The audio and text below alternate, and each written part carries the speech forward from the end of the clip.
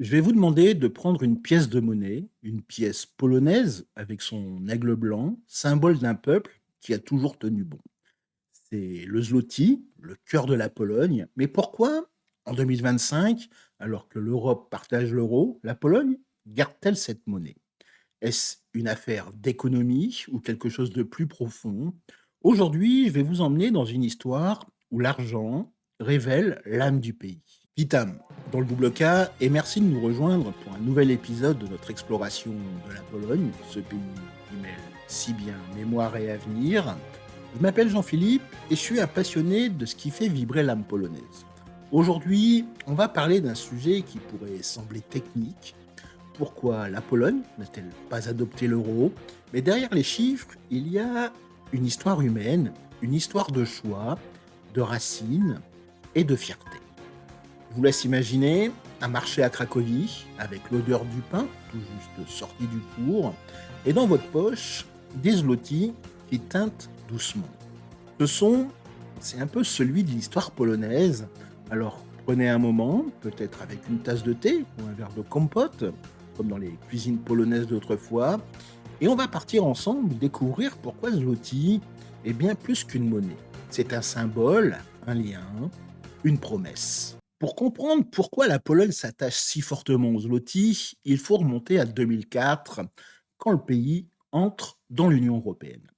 C'est un moment de grande fierté.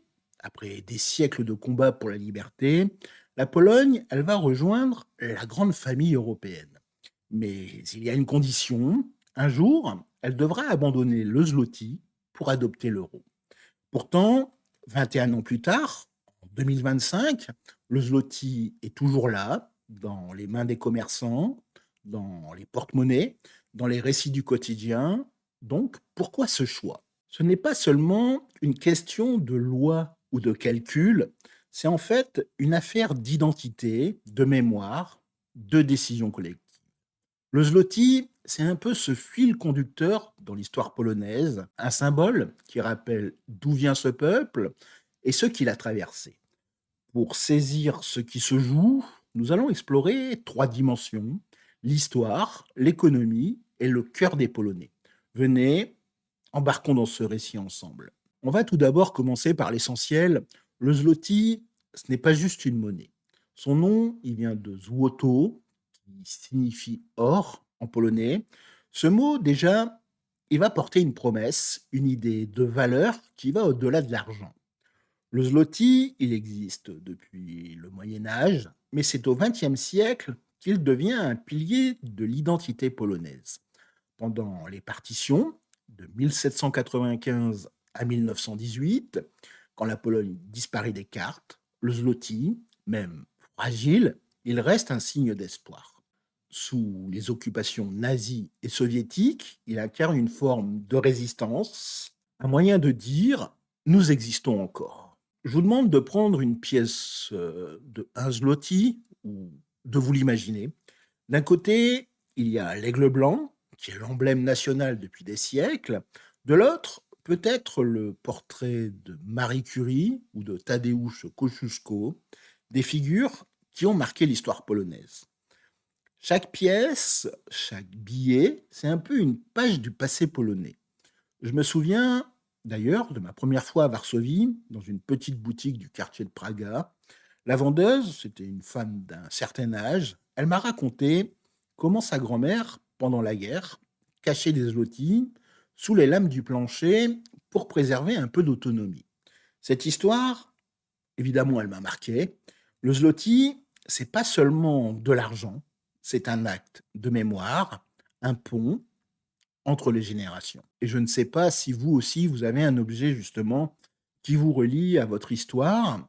Il y a peut-être une bague, une lettre, une médaille qui raconte d'où vous venez.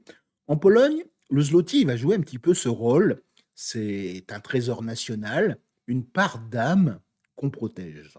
Mais le zloty, ce n'est pas qu'un simple symbole. C'est aussi un outil économique puissant et l'histoire récente le montre clairement. Si on revient par exemple à 2008, lors de la crise financière mondiale, les marchés, ils vont s'effondrer, les économies européennes vacillent Et les pays de la zone euro, comme la France ou l'Italie, n'ont pas de marge de manœuvre. Ils ne peuvent pas dévaluer leur monnaie pour relancer leurs exportations. La Pologne, elle a le zloty et elle s'en sert de manière très habile. En dévaluant légèrement sa monnaie, la Pologne, elle rend ses produits plus attractifs à l'étranger. Résultat, alors que l'Union européenne enregistre une chute moyenne de 4,4% de son PIB en 2009, la Pologne affiche, elle, une croissance de 1,6%. Le ministre des Finances, Andrzej Domanski, l'a souligné en 2024, garder le zloty, c'est préserver une liberté économique essentielle. Si vous pensez un petit peu à une petite usine à Łódź qui fabrique des chaises ou des vêtements, grâce au zloty, elle peut vendre à Berlin ou à Paris à des prix compétitifs. Avec l'euro, il y a cette souplesse qui va avoir tendance à disparaître. Ce choix, c'est du concret. Il protège des emplois, des familles, des projets. Cela, ça reflète aussi une qualité polonaise que j'admire, cette capacité à transformer une épreuve en opportunité. Et je ne sais pas si vous vous reconnaissez dans cette idée, cette force de rebondir, même face à l'adversité. Le zloty, c'est aussi une question politique et humaine. En Pologne, adopter l'euro, ce n'est pas une simple formalité. C'est un débat qui touche à l'identité nationale. Le parti Droit et Justice, l'un des plus influents, il s'oppose fermement à l'euro. Pour eux, c'est abandonner une part de sa souveraineté à Bruxelles. Et pour un pays qui a lutté des siècles pour son indépendance, ce mot souveraineté résonne profondément. Mais de l'autre côté, que disent les Polonais? Les chiffres, ils sont un petit peu éloquents. En mai 2024, il y a un sondage Eurobaromètre qui indique que 52% d'entre eux rejettent l'euro. En 2025, des discussions sur les réseaux sociaux mentionnent un sondage où 75% des Polonais s'y opposent. Chez les jeunes, le chiffre il va même grimper à 87,9% contre une adoption rapide. C'est un petit peu étonnant. On pourrait s'attendre à ce que la jeunesse, qui est plus ouverte à l'Europe, embrasse l'euro, mais non, eux aussi, ils veulent préserver le zloty. Alors, pourquoi cette réticence? En fait, le zloty, il est perçu un petit peu comme un rempart. Certains, sur les réseaux, ils évoquent, par exemple, la crainte de transférer les réserves d'or polonaises à la Banque centrale européenne, que ce soit fondé ou non. Cela montre à quel point le zloty, il incarne l'indépendance. Et il y a un obstacle pratique. Adopter l'euro exige de modifier la constitution polonaise qui consacre le zloty comme monnaie officielle. Cela demande une majorité des 2 tiers au Parlement, un seuil presque infranchissable aujourd'hui. Je me souviens d'ailleurs d'une discussion avec un ami polonais qui m'a dit: le zloty, c'est un peu comme notre drapeau, on l'aime avec ses imperfections. Et cela, ça fait un petit peu réfléchir. Et vous, avez-vous dans votre vie aussi un symbole que vous chérissez, quelque chose qui représente vos racines et que vous ne laisseriez pas partir? Mais la question du zloty n'est pas sans débat.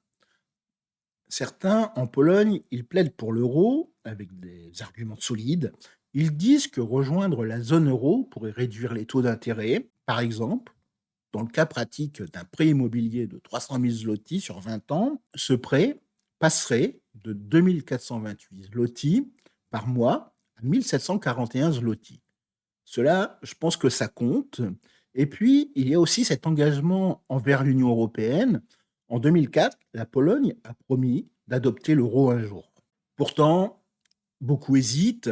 Ils se demandent, si on adopte l'euro, est-ce qu'on perdra notre voix dans une Europe standardisée? Est-ce que notre identité sera diluée?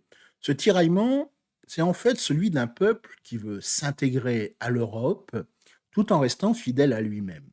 Vous êtes-vous déjà senti partagé aussi entre deux mondes, entre avancer et préserver ce qui vous définit? Le choix du zloty, en fait, c'est surtout et avant tout une question d'équilibre. La Pologne, elle veut construire des ponts avec l'Europe, mais pas au prix de son identité. Le zloty, c'est donc une manière d'affirmer nous sommes européens, mais nous sommes d'abord polonais. Cela, ça reflète une hospitalité profonde, ouvrir sa porte tout en chérissant son foyer. En 2025, à l'heure où je vous parle, il n'y a aucun calendrier qui n'est fixé pour l'euro. La Pologne, elle ne remplit pas encore tous les critères économiques, comme un déficit public sous les 3% ou une inflation maîtrisée. Elle est d'ailleurs autour des 4,1% aujourd'hui.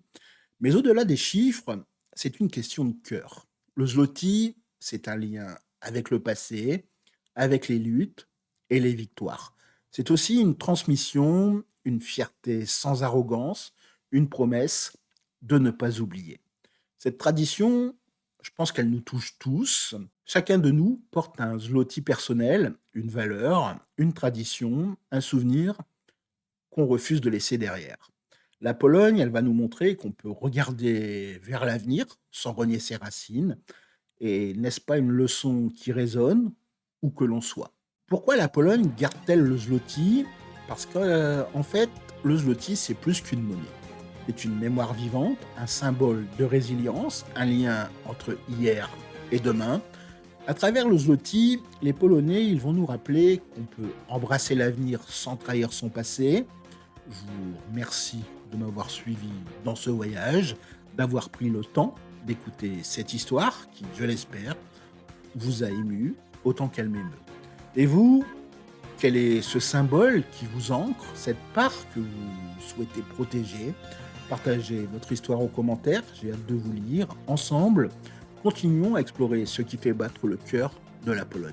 Si cette histoire vous a inspiré, je vous demande de prendre juste un petit instant pour laisser un pouce bleu, vous abonner et activer la cloche pour ne rien manquer de nos prochaines explorations. Vous pouvez aussi partager cet épisode avec quelqu'un qui s'intéresse à la Pologne ou qui aime les récits qui touchent le cœur. Et surtout, venez en commentaire. Que pensez-vous du choix du zloty?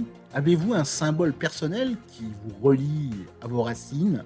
Vos messages, ils sont précieux, ils font vivre cette communauté.